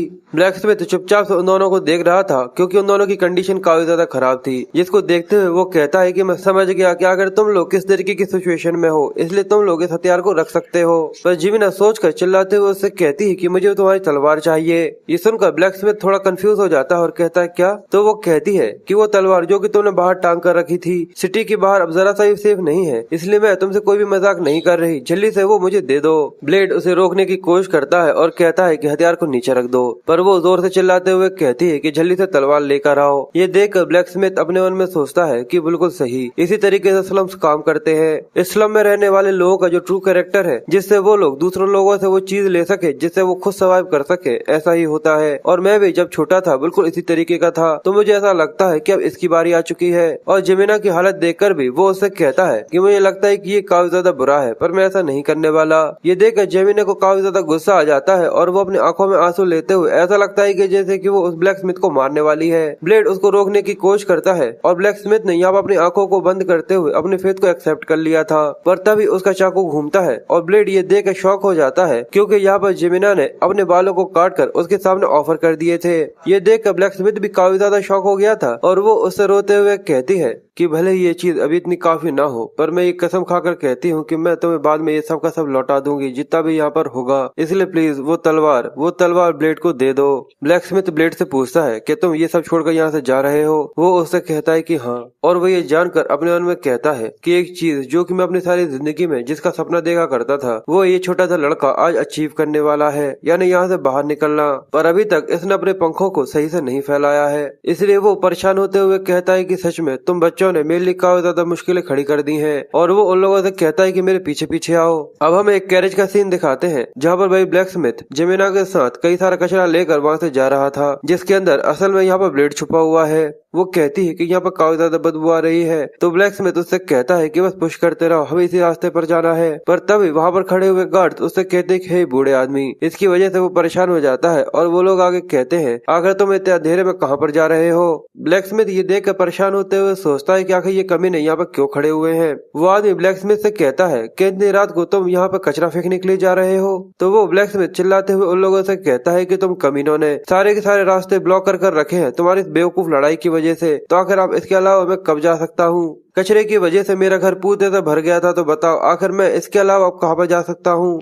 वो आदमी उससे कहता है कि तुम्हारी पर्सनैलिटी सच में काफी ज्यादा चिल्लाने वाली है। पर तभी वो इस चीज के ऊपर भी नोटिस करता है कि आखिर उसके साथ एक कोई लड़का है, इसलिए वो ब्लैक स्मिथ से कहता है कि आखिर ये कौन है? मुझे तो लगा था कि तुम अकेले काम करते हो। तो वो चिल्लाते हुए कहता है कि मैं काफी ज्यादा थक गया था, क्योंकि मैं अकेला काम करता हूँ, इसलिए मैंने इसे थोड़े से ब्रेड दिए हैं और अपने लिए मैं काम करवा रहा हूँ। अगर मैं ऐसा नहीं करूंगा तो क्या तुम पीछे से आकर कैरेज में धक्का दोगे? वो आदमी कहता है कि तुम्हारा ठीक है क्योंकि तुम यहाँ पर एक अकेले ब्लैकस्मिथ हो, पर मुझे इसका चेक करना होगा कि आखिर ये लड़का कौन है। वो उसकी हुडी में अपनी तलवार को फंसाते हुए कहता है कि बिल्कुल भी मत हिलना, अगर तुम किसी चीज को कटता हुआ नहीं देखना चाहते तो। ये कहने के बाद वो अपनी तलवार से उसकी हुडी को चीर देता है, जिसकी वजह से उसका सिर बाहर आ जाता है। ब्लैकस्मिथ थोड़ी देर के लिए परेशान हो गया था, शायद इसकी वजह से यहाँ पर ऐसा हो सकता है कि वो लोग पकड़ाने वाले हों। पर यहाँ पर जिमीना के बाल कट जाने की वजह से वो बिल्कुल भी समझ में नहीं आ रहा था कि ऐसा लग रहा था कि जैसे कि वो कोई लड़का हो। ये देखकर वो उससे कहता है कि ठीक है, तुम लोग यहाँ से जा सकते हो। ब्लैकस्मिथ उसके ऊपर चिल्लाते हुए कहता है, क्या कर तुम यहाँ पर कौन को देख रहे थे? क्या जॉर्जी का वो भूरे वाला लड़का? हम लोग खुद भी उसकी बॉडी को नहीं ढूंढ पाए हैं। जिसके बाद ब्लैकस्मिथ वहाँ से जाने के बारे में पूछता है तो वो आदमी कहता है कि अब एक चीज और है जो कि हम लोगों को चेक करना बाकी है, और वो अपने एक साथी से कहता है कि इस बैगेज को चेक करो, यानी कैरेज को, क्योंकि असल में ब्लेड यहीं पर छुपा हुआ था, जिसकी वजह से वो दोनों भी काफी ज्यादा परेशान हो जाते हैं। पर ये देखकर ब्लैकस्मिथ थोड़ा सा परेशान होते हुए सोचता है कि हम लोगों को कहीं पर और जाना चाहिए था। नहीं, इसके अलावा कोई और जगह नहीं हो सकती जहाँ से वो यहाँ से निकल सकता है। वो लड़का उस सामान को देखता है, पर तभी उसका ध्यान जमीना के ऊपर जाता है और वो तुरंत ही पहचान लेता है कि आखिर ये कौन है। पर फिर भी वो यहाँ पर शांत रहता है और उससे कहता है कि प्लीज मुझसे नफरत मत करना, क्योंकि ये मेरा काम है। और वो अपने भाले को लेकर सामान के अंदर धंसा देता है। इसकी वजह से वो दोनों ही काफी ज्यादा परेशान हो गए थे, पर उस लड़के ने जानबूझकर अपने भाले को साइड में मारा था, जिसकी वजह से उसे समझ में आ गया था कि शायद अंदर कुछ हो सकता है। साथ ही वो आगे कहता है कि मैंने ये सुना है कि हार्विन ने नदी के अंदर बोट को उतार दिया है। ये सुनकर वो दोनों थोड़े से कंफ्यूज थे और वो आगे कहता है, और सभी लोग उसी की तरफ जा रहे हैं, पर मैं यही सोच रहा हूँ कि आखिर ऐसा कौन बेवकूफ हो सकता है जिसकी वजह से उसने ऐसा किया हो। इस चीज को अपने दिमाग में बैठा कर रखना। और ये कहकर वो उन लोगों से कहता है कि ठीक है, अब तुम लोग यहाँ से जा सकते हो। ब्लैकस्मिथ को समझ में नहीं आता कि आखिर यहाँ पर उसने क्या किया है, पर वो लड़का उससे कहता है कि वो 40 सिल्वर कॉइन्स जो कि तुमने मेरे भाई के ऊपर उधार करे थे, उसकी पेमेंट अब यहाँ पर पूरी हो चुकी है। ब्लेड को समझ में आ गया था कि उसे पता है कि वो अंदर है, इसलिए वो उसका शुक्रिया करता है कि उसने यहाँ पर उन लोगों को यहाँ से चले जाने दिया। अब वो लोग कचरा फेंकने की जगह पर आ जाते हैं, जहाँ पर ब्लैकस्मिथ कहता है कि आखिरकार ये वही जगह है जहाँ से कचरा बाहर की तरफ जाता है। जमीना रोते हुए कहती है कि ठीक है, गुड बाय ब्लेड, तुम अपना ख्याल रखना। और ये कहकर वो सारा का सारा कचरा वहाँ से नीचे की तरफ फेंक देते हैं। हमें ब्लेड को दिखाते हैं कि ब्लेड कचरे में से निकलते हुए धीरे धीरे करके बाहर आ रहा था, और उसे बाहर जाता हुआ देखकर ब्लैकस्मिथ अपने मन में कहता है कि उस लड़के ने अपने हाथ में एक तारे को पकड़ा हुआ है, कुछ ऐसा जो कि एक बूढ़े इंसान ने अपने सपनों से बनाया था, और एक छोटी सी लड़की के आंसुओं से ये भरा हुआ है। जिसके बाद हमें दिखाते हैं कि ब्लेड आग जलाकर बैठा हुआ था और वो तलवार को हाथ में रखे हुए उससे कहता है, यार उस आवाज से क्या तुम मुझे सुन सकते हो? उससे आवाज आती है, हम इसे सिस्टम कह सकते हैं। तो वो सिस्टम कहता है कि हाँ। वो पूछता है कि आखिर तुम कौन हो? सिस्टम कहता है कि मुझे नहीं पता आखिर मैं कौन हूँ। ब्लेड कहता है कि तुम तलवार के बारे में बहुत कुछ कहा करते हो, पर तुम्हें तुम्हारे बारे में खुद ही नहीं पता कि आखिर तुम कौन हो। अब सिस्टम के पास इस चीज का कोई भी जवाब नहीं था। ब्लेड उससे कहता है, पर मुझे ऐसा लगता है कि यही काफी अच्छा है, इसलिए मैं तुम्हारी मदद करूंगा तो तुम्हें भी मेरी मदद करनी होगी। मैं तुम्हारे मेमोरीज को लौटाने में तुम्हारी मदद करूंगा और तुम मुझे तलवार समझने में। और मुझे इस चीज की जरा से ही परवाह नहीं है, भले ही तुम कोई एक डेविल ही क्यों ना हो। मैं बस अब यहाँ पर केवल एक ही चीज है जिससे सच में काफी ज्यादा डरता हूँ, और कुछ नहीं। सिस्टम कहता है कि ठीक है, यानी मैं तुम्हारी मदद करूंगा मेरी सोच को समझने में। जिसके बाद हमें कुछ हफ्तों के बाद का एक मिलिट्री का सीन दिखाते हैं, जहाँ पर वो लोग डीमन आर्मी से लड़ने के लिए आए हुए थे। पर बाइजेट फैमिली का सेकंड सन जो कि यहाँ पर उनके साथ आया हुआ था, वो सिचुएशन को चेक करते हुए कहता है कि ये काफी ज्यादा इजी है, ये बहुत ज्यादा इजी है, इसका नाम जोसेफ है। पर तभी उसका नाइट वहाँ पर आते हुए उसे बताता है कि वो यहाँ पर आ चुका है, इसका नाम जागीर है। जागीर जोसेफ से कहता है, देखकर ऐसा लगता है कि जैसे कोई चीज आपको काफी परेशान कर रही है, क्या आपको किसी चीज की चिंता हो रही है? जोसेफ उससे कहता है कि हाँ, इसी वजह से, क्योंकि ये कुछ जरूरत से ज्यादा ही आसान है। जागीर कहता है कि मॉन्स्टर्स को मारने का काम काफी ज्यादा आराम से चल रहा है, और जितनी भी कैजुअलिटीज हुई हैं वो सभी केवल मर्सनरीज हैं। जोसेफ कहता है, जो लोग यहाँ से भाग गए हैं, क्या उन लोगों को गुमशुदा लोग नहीं कहा जा सकते? और यहाँ से अभी ऐसे कई सारे लोग हैं जो कि यहाँ से भाग चुके हैं, जिसकी वजह से आउटकम काफी ज्यादा बेकार है। ऐसा लगता है कि इसकी वजह से सभी लोग मेरे कमांड की एबिलिटी के ऊपर डाउट करने वाले हैं। मेरे फादर और जितने वेसल्स है वो लोग वैसे ही मेरे ऊपर काफी ज्यादा डाउट करते हैं। और इस सब के अलावा मेरा बड़ा भाई जो कि मेरी दूसरी माँ से है, अगर ऐसा ही सब कुछ चलता रहा तो ये तो एक काफी ज्यादा बड़ी तबाही होगी। अगर मैं कैसे भी कर नेक्स्ट काउंटर नहीं बनता तो ये चीज तो ऑब्वियस है कि मेरा बड़ा भाई मेरे साथ क्या करेगा।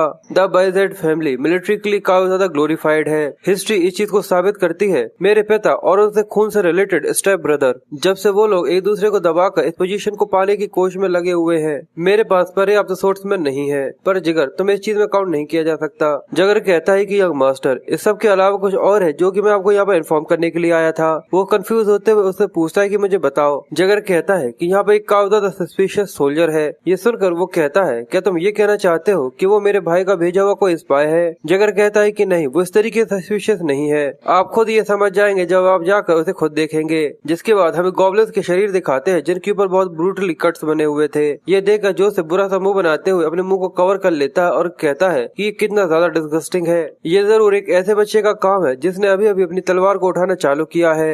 जगर उसे कहता है कि इसके अलावा और भी हैं जिनको आपको देखना चाहिए। जोसेफ सबको देखना चालू करता है और कहता है कि इनकी कंडीशन काफी ज्यादा बुरी है, पर वो ये चीज देखता है कि सभी एक ही जैसे घाव बने हुए हैं। और जैसे जैसे वो आगे बढ़ता जाता है उसे इस चीज के ऊपर अंदाजा होता है और जैसे उसके मन में ये चीज ट्रिगर होती है वो काफी ज्यादा शॉक होते हुए जिगर से कहता है कि मुझसे ये मत कहना कि ये सारा का सारा किया धरा एक ही लड़के का है। ये सारा का सारा। और हमें दिखाते हैं कि वहाँ पर कई सारे गॉब्लिन्स थे जिनको इस तरीके से मारकर हाथ से वहाँ पर टांग दिया गया था।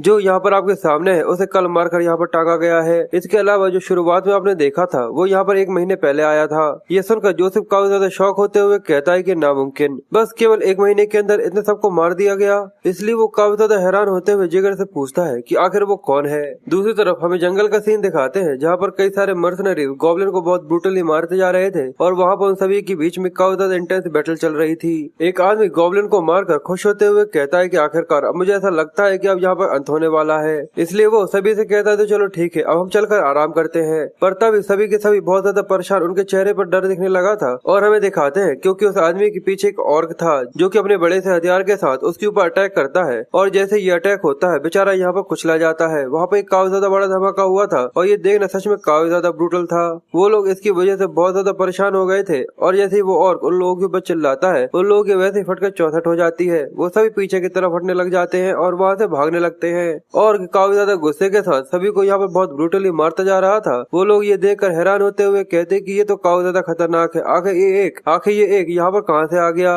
इसने हमारे 5 ग्रुप्स को बहुत ब्रूटली मार दिया है, इसलिए हम लोगों को जल्दी से पीछे भागना होगा। पर उनका जो बॉस था उनको वहाँ से भागता हुआ देखकर उन लोगों से कहता है कि आखिर तुम लोग क्या कर रहे हो, जल्दी से आगे बढ़ो और इसको मार दो। वो लोग वहाँ से भागते हुए कहते हैं कि हम लोगों को यहाँ पर नहीं पता था कि यहाँ पर कोई हॉक गॉब्लिन भी है। अगर तुम्हारी यही रिक्वेस्ट है तो तुम्हें और भी ज्यादा एक्सपेंसिव मर्सनरीज को यहाँ पर बुलाना चाहिए था। हम लोग यहाँ से जा रहे हैं, तुम खुद जाकर उससे लड़ो। वो आदमी थोड़ा सा परेशान होते हुए उन लोगों को गाली देता है और जैसे अपनी तलवार निकालता है पर तभी उसके सामने एक आदमी गिरता है और उसे जैसे हॉक गॉब्लिन दिखता है वो भी बहुत ज्यादा परेशान हो जाता है और वो कहता है कि लगता है कि मैं इससे नहीं लड़ सकता। पर तभी हमें किसी के आगे बढ़ते हुए के कदम दिखाते हैं और वो सभी के बीच में से चलते हुए आगे आ जाता है। वो लोग देखते हुए कंफ्यूज होते हैं कि आखिर ये कौन है और हमें इसका नाम रहमान बताते हैं। और हमें पता चलता है कि ब्लेड असल में यहाँ पर अपनी फेक आइडेंटिटी बनाकर इन लोगों के साथ मर्सनरी का काम करना चालू कर चुका है। ब्लेड आगे बढ़ते हुए उन लोगों से कहता है कि इसे मैं संभाल लूंगा। पर यहाँ पर सभी लोग उसे रहमान के नाम से जानते हैं पर इसका रियल नेम ब्लेड है तो मैं इसको ब्लेड ही बोलूंगा। हॉक गॉब्लिन ब्लेड को आगे बढ़ता हुआ देख लेता है और जैसे ही ब्लेड उसके ऊपर अपनी तलवार से स्ट्राइक लगाता है इसकी वजह से उसके साइड पर एक काफी ज्यादा गहरा घाव हो गया था क्योंकि ब्लेड ने काफी ज्यादा स्मूथली उसको कट किया था। ये देखकर वो भी काफी ज्यादा सरप्राइज था और रहमान उससे कहता है कि ये काफी ज्यादा हल्का कट है। पर तभी उसका सिस्टम उससे बचने के बारे में कहता है क्योंकि हॉक गॉब्लिन उसके ऊपर अटैक करने वाला था। उसे समझ में आ जाता है पर वो थोड़ा सा परेशान होते हुए काफी ज्यादा करीब से उस अटैक को डॉज कर लेता है। ब्लेड अपने आप को संभालते हुए कहता है कि डैम इट, मैं इस बार भी फेल हो गया। सिस्टम कहता है कि तुम एक बहुत बड़े बेवकूफ हो कि तुम ऐसा कुछ भी नहीं कर सकते जब मैंने तुमसे कहा है कि आगे उसे ऐसा करना है। सिस्टम कहता है कि तुम एक काफी ज्यादा बड़े बेवकूफ हो कि तुम ऐसा भी नहीं कर सकते, ये बताने के बाद भी कि आखिर तुम्हें कैसा करना है। वो सोचता है अगर ऐसा होता तो मैं एक जीनियस नहीं होता कि केवल बताने के बाद मैं इसे कर पाता तो। इसलिए वो अपने सिस्टम से कहता है कि मैं यहाँ पर एक लंबा सा रास्ता लेने वाला हूँ। जैसे वो हॉक गॉब्लिन काफी ज्यादा करीब आ जाता है और जोर से चिल्लाते हुए अपने बड़े से हथियार के साथ ब्लेड के ऊपर अटैक करता है पर ब्लेड नीचे की तरफ झुकते हुए उसे डॉज कर लेता है और जैसे ही वो फिर से अटैक करता है तो उसे भी डॉज कर लेता है। वो सभी अटैक्स को काफी ज्यादा अच्छी तरीके से डॉज कर रहा था जिसकी वजह से हॉक गॉब्लिन को काफी ज्यादा गुस्सा आने लगा था। इसलिए वो काफी ज्यादा बेजर्क होते हुए अपने हथियार से एक जोरदार स्ट्राइक लगाता है। इसकी वजह से वहाँ पर काफी ज्यादा बड़ा धमाका हुआ था और पूरे में धुआं धुआं हो गया था। हॉक गॉब्लिन को ऐसा लग रहा था कि जैसे उसने यहाँ पर ब्लेड को मार दिया है पर जैसे ही वो वहाँ पर देखता है तो वहाँ पर एक काफी ज्यादा बड़ा धमाका तो हुआ था, पर वहाँ पर ब्लेड नहीं था और वो ऊपर की तरफ जंप करते हुए हल्के से ऑरा को इस्तेमाल करते हुए कहता है कि इस बार मैं डेफिनेटली इसके गले को काट दूंगा। हॉबगॉब्लिन भी इस प्रेशर को समझ जाता है कि काफी ज्यादा है, जिसकी वजह से वो डरते हुए जैसे पीछे की तरफ देखता है, पर तभी ब्लेड अपनी तलवार के साथ उसके गले को यहाँ पर काट देता है। और दूसरी तरफ जिगर जोसेफ को बताता है कि वो द प्रेइंग रहमान है। वो ब्लेड के बारे में जानते ही जिगर से कहता है कि जल्दी से जल्दी उस आदमी के बारे में इन्वेस्टिगेट करना चालू करो। साथ ही वो आगे सोचता है कि इस चीज का जरा सा भी सेंस नहीं बनता, ये सच में काफी ज्यादा स्पूकी स्विंग्स है। ऐसा नहीं हो सकता कि वो लड़का एक ही महीने के अंदर पाथ ऑफ सोर्ड के ऊपर चलना चालू कर दे, पर अगर ऐसा है तो वो सच में काफी ज्यादा बड़ा जीनियस है। अब सभी उन्हें जितने भी गॉब्लिन्स मारे थे उन सभी की काउंटिंग कर रहे थे, पर वो कहते कि सभी की सभी कचरा है। मैंने ऐसा सोचा था कि अगर यहाँ पर हॉबगॉब्लिन मरा है तो जरूर यहाँ पर कुछ न कुछ कमाल का होगा, पर तभी गोटे नाम का एक लड़का ब्लेड के पास बॉस कहते हुए कहता है कि सच में आपने वहाँ पे काफी ज्यादा कमाल का काम किया। ब्लेड उससे फालतू की बातें करने के बजाय उसने जितने भी किल्स करे हैं उन सभी को लोड करने के बारे में कहता है, तो वो कहता है कि मैं पहले ही ऐसा कर चुका हूँ और आखिर ऐसा कौन हो सकता है कि जो कि आपने किया हो उस सबको टच करने की हिम्मत करे। साथ ही गोटे आगे कहता है कि सबके अलावा हमारा काम यहाँ पर पूरा हो चुका है, तो आखिर आपको इसके अलावा कुछ और करना है। मेरा मतलब यहाँ पर कोई और काम है जो कि आप मेरे साथ करना चाहते हैं, क्योंकि तुम्हारे स्वॉर्डमैनशिप और मेरे ब्रेन के साथ हम कुछ और भी कर सकते हैं। पर वो उसे कहता है कि मैं किसी भी फ्रॉड के साथ काम करने में जरा सा भी यकीन नहीं रखता। ये सुनकर गोटे को बुरा लग जाता है और वो उसे कहता है कि एक मर्सनरी की तरह तुम हमेशा यहाँ पर काम नहीं कर सकते। मैं काफी अच्छे तरीके से लोगों को जानता हूँ जो कि और भी काफी अच्छे तरीके से लड़ाई करते हैं। वो यहाँ पर ब्लेड को डराने की कोशिश कर रहा था, पर ब्लेड उसे कहता है क्या तुम्हें पता है कि लोग फालतू की बकवास करने की वजह से मारे जाते हैं। साथ ही वो आगे कहता है कि ये केवल एक सजेशन है और तुम इसे एक वार्निंग की तरह समझ सकते हो, क्योंकि मैं तुम्हें यहाँ पर डरा रहा हूँ कि मैं तुम्हें यहाँ पर मार भी सकता हूँ। गोटे इसकी वजह से काफी ज्यादा घबरा जाता है और वो उससे कहता है कि मैं तो बस ये कह रहा था कि आपने काफी ज्यादा अच्छा काम किया। ये तो एक शर्म की बात है कि जब आप इतने ज्यादा अच्छे हो तो आप केवल एक ही जगह से क्यों कमाओ। पर ब्लेड उसे बकवास करने का बंद करने का कहता है और साथ ही कहता है कि अपने साफ सफाई करने पर ध्यान दो और अगर ऐसा नहीं चाहते तो अपने सिर को गुड बाय बोल दो। गोटे डरता हुआ जल्दी से वहाँ से भागते हुए कहता है कि ठीक है, मैं भी जाकर सारा काम करता हूँ। और ब्लेड अपने मन में कहता है कि मुझे जल्द से जल्द इसका कुछ करना होगा, वरना ये इसी तरीके से मुझे परेशान करने की कोशिश करता रहेगा। जिसके बाद वो सभी को वहाँ पर छोड़कर जंगल में अकेला जाने लग जाता है और सभी लोग ब्लेड को वहाँ से जाता हुआ देखकर कहते हैं कि वो फिर से जंगल में प्रेयर करने के लिए जा रहा है। तो उसके साथ ही कहता है कि हाँ, वो सच में काफी ज्यादा कॉन्स्टेंट है। सभी लोग ब्लेड को दूर से प्रेयर करता हुआ देख रहे थे। वो कहते कि ये देखने में सच में काफी ज्यादा कूल है, ऐसा तो नहीं कि असल में ये कोई नोबल हो, पर वो कहते हैं कि इसको देखकर ऐसा तो नहीं लगता कि इसने हमारी तरह किसी सेम क्लास के अंदर जन्म लिया हो। पर ब्लेड ये सब सुन रहा था। वो अपने मन में कहता है कि सच में इस तरीके से करना बंद करो। मुझे लगता है कि मुझे उसका सर इस तरीके से केवल एक ही स्ट्राइक के अंदर नहीं काटना था। उसे भी इस सब की वजह से काफी गुस्सा आ रहा था। सिस्टम कहता है कि बेवकूफ, मैंने तुमसे कहा था ना कि ये प्रिंसिपल वन हिट वन किल, ये सारे के सारे एलिमेंट को सरप्राइज करने के लिए एक झूठ है। ब्लेड कहता है पर आगे सबका मतलब भी क्या है। सिस्टम कहता है कि तुम्हें पता है ना कि जब भी तुम इस तरह की किसी अपोनेंट के सामने अपनी तलवार को उठाते हो तो तुम्हें वुश करते हुए जाना चाहिए, उसके बाद वन। ये सुनकर वो बुरा सा मुंह बनाते हुए कहता है क्या मुझे ये समझ में आ भी रहा है कि आखिर तुम यहाँ पर क्या कह रहे हो। सिस्टम कहता है कि आखिर तुम्हें समझ में क्यों नहीं आ रहा। मैंने कहा है कि पहले तुम्हें वन जाना है और उसके बाद वुश। ये सुनकर सच में ब्लेड का दिमाग खराब हो जाता है और वो कहता है क्या वन और वुश। उसे सब के बारे में जरा सा भी समझ में नहीं आ रहा था, पर जिस तरीके से वो प्रेयर कर रहा था सभी लोग उसके साथ पीठ पीछे प्रेयर करने में लगे हुए थे। जिसके बाद हमें कैंप का सीन दिखाते हैं कि वो लोग खाना खा रहे थे। पर ये देखकर ब्लेड उन लोगों से कहता है कि आगे किस चीज का मीट है, तो वो कहते हैं कि कैसे पता, पर ये फ्री है तो आगे इस चीज की कौन चिंता करता है। गोटे कहता है ऐसी जगह ढूंढना काफी ज्यादा मुश्किल होती है कि वहाँ पर एम्प्लॉयज को खाना भी दिया जाए, पर वो लोग कहते हैं और ये तो बेजर्ट फैमिली है। तो दूसरा आदमी कहता है कि हाँ मुझे पता है कि ये थोड़ा सा खारा है, पर ये कुछ ना होने से तो काफी अच्छा है। ब्लेड वहाँ से जाते हुए उससे कहता है कि तुम लोग इसे एंजॉय करो। गोटे उससे पूछता है कि आप फिर से प्रीस्ट से मिलने के लिए जा रहे हैं। मुझे लगता है कि मुझे भी प्रेयर करना चालू कर देना चाहिए। पर उसके साथ वहाँ पर बैठे हुए लोग उसे कहते हैं पर तुम कभी भी उसकी जैसे नहीं बन सकते। जिसके बाद हमें प्रीस्ट का कैंप दिखाते हैं जहाँ पर फादर ब्लेड का स्वागत करते हुए उससे अंदर आने का कहते हैं। इसका नाम फादर एंड्रेस है। ब्लेड उससे पूछता है कि आपको रात में नींद अच्छी आई थी। वो उससे कहता है कि हाँ बिल्कुल हमेशा की तरह। साथ ही एंड्रेस ब्लेड से कहता है कि मैंने सुना है कि तुम रात को भी प्रेयर करते हो, इसकी वजह से तुम्हें सच में काफी ज्यादा ठंड लगती होगी। तो वो उसे कहता है आखिर मुझे ठंड कैसे लग सकती है जब मेरे अंदर एम्बर ऑफ गॉड है। पर साथ हमें पता चलता है कि असल वो प्रेयर नहीं प्रैक्टिस करने के लिए जाता है। ये सुनकर एंड्रेस हंसते हुए कहता है कि तुम तो मुझसे भी ज्यादा किसी प्रीस्ट की तरह लगते हो। तभी उन लोगों के खाने का समय हो जाता है तो प्रीस्ट ब्लेड से भी उन लोगों को ज्वाइन करने के बारे में कहता है। ब्लेड इस सब के लिए मना करता है पर प्रीस्ट उसकी नहीं सुनता और वो लोग बैठ कर वहाँ पर प्रेयर करना चालू कर देते हैं। पर एंड्रेस ब्लेड को देखते हुए कहता है कि सच में काफी ज्यादा ऑनेस्ट बिलीवर है। इस तरीके की बेकार सी जगह पर भी जहाँ पर कुछ कुछ भी ढंग से नहीं मिलता, पर इसने कभी भी अपने फेथ को नहीं खोया है। मुझे छोटे से बच्चे को लीड करने की जरूरत है, जिसके हाथ हमेशा इस लड़ाई के अंदर खून से भरे हुए रहते हैं। और ब्लेड खाने को देखकर कहता है कि ये सच में काफी ज्यादा अच्छा खाना है, तो इसे कहते हैं कि सही खाना। साथ ही एंड्रेस उससे कई सारी बातें करते हुए उसे बताता है कि मैंने सुना है कि तुमने यहाँ पर क्या क्या काम किए हैं, और ऐसा लगता है कि सर जोसेफ को भी इस सब के बारे में पता चल चुका है। सर जिगर आज से 2 दिन पहले मेरे पास तुम्हारे बारे में पूछते हुए आए थे। ब्लेड उससे कहता है अच्छा फिर आगे क्या हुआ? तो वो कहता है कि मैंने तुम्हें रिकमेंड किया है। मैंने कहा मैं भी ये देखना चाहता हूँ कि आखिर तुम आगे कैसे बढ़ते हो। ये देख कर ब्लेड काफी ज्यादा परेशान और शौक सा हो जाता है। साथ ही वो ब्लेड को ये भी बताता है कि जो कि बेरजेट फैमिली है वो नॉर्थ की नई बनी फैमिली है। इसकी वजह से तुम जितने भी ज्यादा एफर्ट डालोगे उसके अंदर काम करने से ये तुम्हारे लिए काफी अच्छा होगा, और मुझे पता है कि तुम ऐसा कर सकते हो। इसकी वजह से उसकी ग्रोथ काफी ज्यादा तेजी से हो सकती थी। जिसके बाद हमें जंगल का सीन दिखाते हैं जहाँ पर वो प्रेयर का पोज लेकर अपने सिस्टम में बात करने के लिए आ गया था, और वो उससे कहता है कि मुझे लगता है कि मैं काफी ज्यादा कॉशियस हो गया था।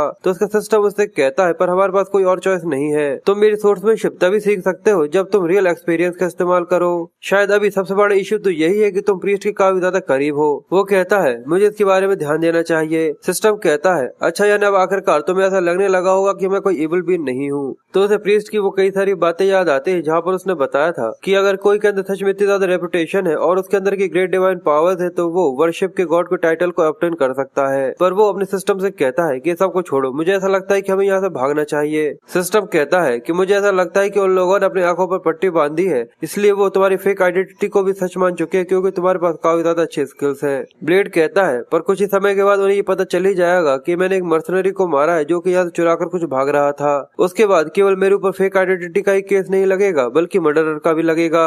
ये सुनकर उसका सिस्टम कहता है कि तुम सच में काफी ज्यादा इविल मैन हो। ब्लेड गुस्से में उससे कहता है कि तुम भी इसमें मेरे साथ रहे हो।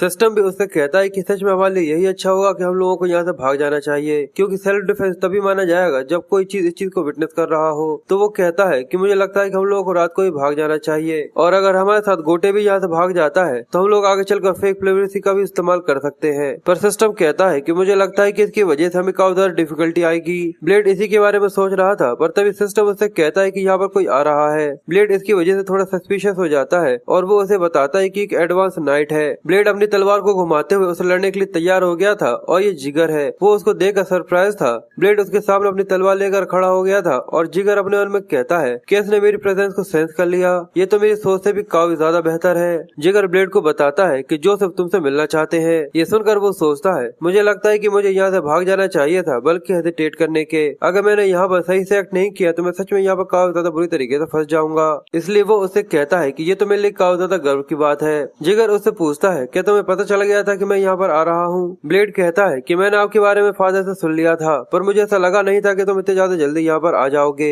जिगर ये जानकर अपने मन में कहता है कि ये काफी ज्यादा इंटरेस्टिंग है। इसके जैसा कोई छोटा सा लड़का मुझसे जरा सा भी यहाँ पर नहीं डर रहा, इसलिए वो ब्लेड से कहता है कि मेरे साथ आओ। ब्लेड अपने सिस्टम से कहता है कि मुझे यहाँ से भागने की कोशिश करनी चाहिए, पर वो उससे कहता है कि ऐसा करने की कोशिश भी मत करना, क्योंकि ये नाइट इस लेवल पर है। अगर तुम यहाँ से 3 स्टेप लेने की भी कोशिश करोगे उससे पहले ये तुम्हारे सिर को तुम्हारे धड़ से अलग कर देगा। ब्लेड काफी परेशान हो जाता है और वो कहता है कि लगता है कि अब मेरे पास कोई भी चॉइस नहीं है। जिसके बाद सीन शिफ्ट होकर हमें जोसेफ के टेंट का सीन दिखाते हैं, जहाँ पर वो कहता है कि एटलीस्ट मुझे तुमसे मिलने का मौका मिला। तो ब्लेड उससे कहता है कि आपसे मिलना मेरे लिए सच में काफी ज्यादा बड़े ऑनर की बात है। जोसेफ पूछता है कि यहाँ पर तुम्हारे काम करने में तुम्हें कोई दिक्कत हो रही है, पर वो कहता है कि यहाँ पर सभी लोग आपकी काफी ज्यादा शुक्रगुजार हैं। जोसेफ कहता है पर तुम्हारी आंखें और बालों को देखकर मुझे ऐसा लगा था कि तुम किसी फॉलन नोबल फैमिली के कोई लड़के हो। साथ ही वो उससे कहता है और तुमने कहा कि तुम्हारा नाम रहमान है। ब्लेड उससे कहता है कि हाँ बिल्कुल। पर ये सुनते ही जोसेफ उससे कहता है मुझे ऐसा लगता है कि मुझे तुम्हें इसके बारे में पहले ही बता देना चाहिए था। और तभी जिगर ब्लेड के चेहरे पर एक जोरदार थप्पड़ दे मारता है। वो ये देखकर काफी ज्यादा सरप्राइज था कि जिगर ने उसको यहाँ पर मारा है, और जोसेफ उसे बताता है